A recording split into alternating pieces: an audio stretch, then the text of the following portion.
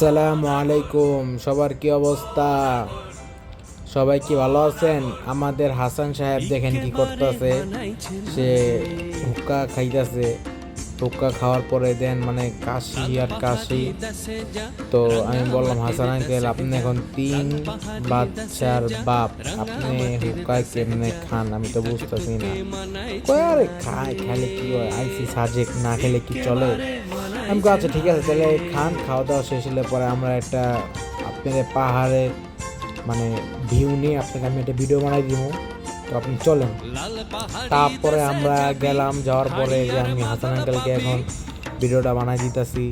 মানে সেই সুন্দর, যে আল্লাহর যে কি নিয়ামত, আপনারা যদি না দেখেন মানে কি কম, মানে সেই আল্লাহর নিয়ামত অনেক সুন্দর। পরে আমরা আবার চলে আসলাম পাহাড়ের উপরে। তো এখানে বাতাস, ঠান্ডা বাতাস, মেঘ দেখা যাইতেছে, আপনারা দেখতে পাচ্ছেন। তো এখানে কিছুক্ষণ থেকে ছবি তুলে ভিডিও করে আমরা চলে গেলাম হলো হোটেলে। তো দেখেন মানে কি সুন্দর, ঠিক আছে। তো ভিডিওটা পর্যন্ত সবাই ভালো থাকবেন, সুস্থ থাকবেন, সবাইকে ধন্যবাদ। আসসালামু আলাইকুম।